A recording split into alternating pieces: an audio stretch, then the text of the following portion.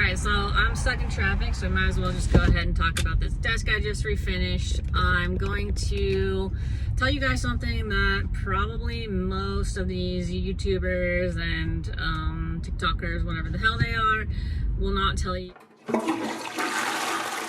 And that is just how frustrating, time-consuming, and expensive this furniture reflipping is. I have no idea how they're making decent margins on it. So let's just talk about the one that I just did. Just so we know, this is probably the first thing I've refinished, first piece of furniture I've refinished in maybe like 5 years. Previously, all of the furniture that I was refinishing was for personal use, so I wasn't really paying attention to exactly how much I was spending on it. And as we know, the economy has changed quite a bit over the last 5 years. So first thing I bought for this project was sandpaper. I actually don't know how much I spent on it. I threw away the receipt, so we're actually not even going to count the sandpaper into the cost today.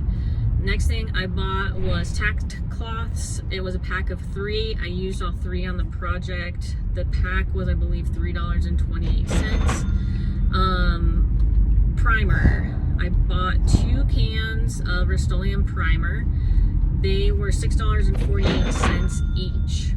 Next, I used the Rust-Oleum spray paint, flat white. I ended up using 8 cans. Yes, 8 cans. Also $6.48 each. I was not very pleased with how much spray paint it took. So on my next project, I may or may not use spray paint. I usually like spray paint because it is a pretty smooth finish. I don't like having brush strokes on my pieces, but we will talk more about that in other videos.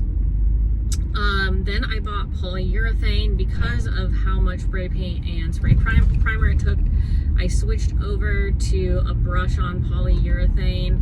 I bought it at Home Depot. I believe it was a little over $70, and I could probably use it on about 5 projects, so I think that was around $14 for that. And then the handles I bought on Amazon. It was a pack of 5. I used 4 on this project, but the chances of me being able to use just 1 on another project is not very good, so I'm going to go ahead and allocate the entire cost of those handles to this project. I believe they were $17.99. All of these prices I'm quoting are before tax, so depending on your area, tax may be a little bit different. I counted up earlier. I believe the total was around $100.16. So yeah, I spent $100 just for finishing this piece. Honestly, when I picked up the piece, it was on the side of the road. I saw this desk. I was like, yeah, I might be able to make $100 on that. I thought that I would probably list it for around $150. I might be able to sell it for around $150. After looking through Facebook Marketplace, I ended up listing it at $225, which to me seems pricey.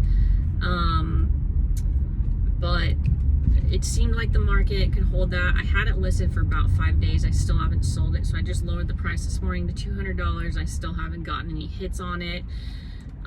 So may or may not be able to make $100 on it. I will update this video once it's sold. The other thing is, I really wasn't very pleased with the way this piece looked when it was finished. It was just shiny and uneven on the top. The spray paint, one of the things that I was reminded about spray paint was that it does really highlight some of the imperfections on the piece. So perhaps, you know, we put in some wood filler on the next projects that we work on, or we choose not to use spray paint. But I just want you all to know that, you know, at the end of the day, I'm not sure how people are making money on this. I know that they are. Some people are. I would really like to make this accessible for most people to be able to do and be able to turn a profit. So I'm going to keep on working on trying to get those costs down and trying to get the time down, the time spent down as well. I probably spent around 10 hours on the piece. So then you're talking about, if I make $100 and I made $10 an hour in labor on this, which isn't great either. On my next projects, I will go ahead and time them so we can get down the actual profit per hour on those, and we'll also switch up our materials and see if we are able to get the cost down and make the finished piece look a little bit better.